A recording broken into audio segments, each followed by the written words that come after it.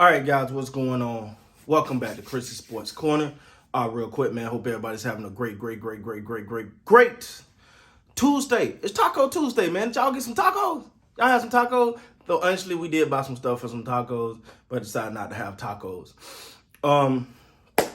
First of all, before I get into the content about LeBron James being out indefinitely, first of all, let me say thank you for you guys' continuous support. I promise we're working on the channel. The channel only going to get better. We keep working. We're trying to improve some things. We're trying to get better and better. But thank you guys, man. I wouldn't be here without you. I'm sorry. Literally, there's no me on this channel right now, man. So thank you guys. The channel is growing, so let me just get that out of the way. All right, LeBron James is out indefinitely. LeBron James in health and safety protocol out Tuesday for Los Angeles Lakers. According to ESPN, LeBron James had entered the league health and safety protocol and will miss Tuesday games against the King, the Los Angeles Lakers announced. James, who has already missed 11 of the Lakers' 22 games on Tuesday because of injuries and suspensions, LA 7-4 with James, 4-7 without him. If a player has confirmed tested positive COVID-19, NBA mandates a minimum of 10 days isolation away from his team without any physical contact. After that period, a player must undergo a cardiac screening and reconditioning in order to be cleared to return to the court. James revealed on Lakers Media Day in late September that he has received the COVID-19 vaccine. I know that I was very skeptical about it all, but after doing my research and things of that nature, I felt that it was best suited not only for me, but for my family and friends. That's why I decided to do it. So, this is not a situation where we can go, well, he took the vaccine. All right, so that's not the issue here. But either he had to come up positive in order to be in this situation. So, first of all, well wishes to LeBron. I know people hate this guy, but for the fact of the matter is, man, let's just hope, he come back, see better than no long-term effect for him and his family. Hope he get through this, and so hopefully he's good. All right. But what do this mean for the Los Angeles Lakers? Because it's important to point out that Avery Bradley is out as well. All right, with Avery Bradley being out, that goes on, that means you're missing that defensive intensity now. Because that's the one thing Avery Bradley brought to you night in, night out, was defensive intensity. He's out. LeBron is out now. We already know about Kendrick Nunn, who he ain't even close to coming back. Like, we talking next year sometime before we see Kendrick Nunn. Trevor Ariza seemed to be getting closer, but he's ailing, right? Like, he's not back yet. Reeves seemed to be working his way back. That's good. But all in all, I don't want to hear none of that when it comes to the Kings.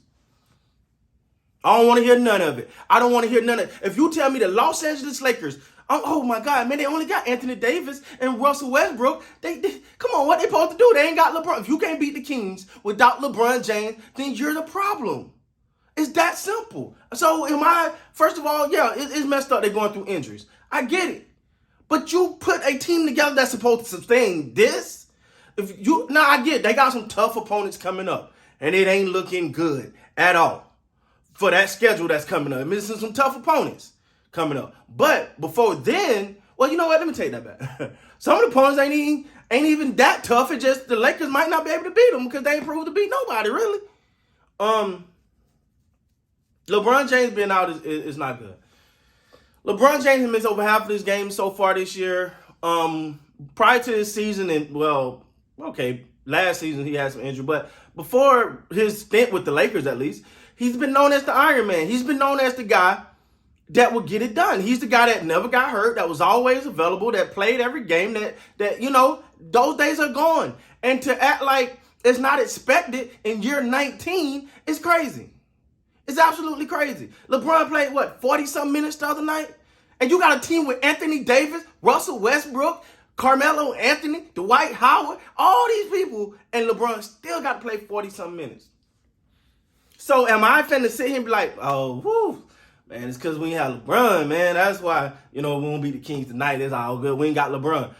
We should not need LeBron James to beat the Sacramento Kings. Now I'm not dissing the Sacramento Kings. I think they got a young squad. They got an up and coming team over there. But it just ain't it's been a dormant franchise for a while now. But I'm not finna go down that route and act like the Lakers on paper. Let me say this again. Lakers on paper is not better than the Sacramento Kings. But apparently, paper don't mean nothing. This time around, especially this year, because the Lakers ain't been able to beat no one that even seemed. They had, I think they had the highlight win. Was it Miami? They had a highlight win, and that was about it.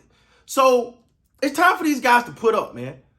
I know I'm a little imp right now because I'm like, am I supposed to look at this game lesser now? No. You can't beat the Kings, then shut up about championships. I don't want to hear it. I don't want to hear it, man. They supposed to go out here and handle business. It's time to stop babysitting these guys talking about, hey, man, they gonna get right. Chris, relax. It ain't that time yet. I'm sorry. I'm a little different. I believe you practice how you play. And what I mean by that is if you come out sluggish and playing around in the beginning of the season, let me know how that ends up for you. You look at the team that's won the last couple of championships, including this Lakers. When the Lakers won that championship, that first year, wasn't any. Now there was some ups and downs in that season, but you felt like certain teams they were just better than, and they proved it. I can't name a team because when you say OKC, you can't say them because they beat the Lakers. So what team would you literally look at in the NBA right now and say, Lakers better than them? Lakers got them, man. You can't name one.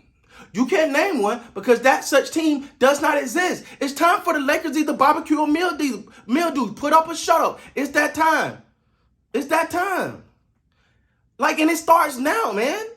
You 22 games in the season, you look like one of the worst teams in the NBA. Let's not sugarcoat it. The Lakers look like, and then when you look at the talent on the team, it's pure baffling. And if I hear one more, fire Frank Vogel because he's the problem. Frank Vogel can do whatever he want to do. You hire a defensive-minded coach and then give him no defensive players. None. Maybe Avery Bradley, but that's about it. And Avery Bradley ain't the defensive player he used to be. All right? So I'm not on the fire Frank Vogel bandwagon. LeBron James being out we need to find out what this team is about. Show some heart. Show some drive. Show some motivation. Show some accountability. It's your time now. Put up or shut up. If you're a player on this team and you're not looking at this as an opportunity to show the world that we do not depend on LeBron James to be great, then you on the wrong team. Take off the jersey. Don't disrespect that man. Please. Don't disrespect that man by wearing that jersey. Either put up or shut up. I'm done. I'm all out of gimmies now. I'm all out of forgiveness. Either put up or shut up. Anyway, LeBron James is out indefinitely. We don't know when he'll be back. But as far as I'm concerned, I could care less because the Lakers are supposed to be better than this. With that being said, please like, comment, subscribe to the channel. Until next time, man, you guys be great.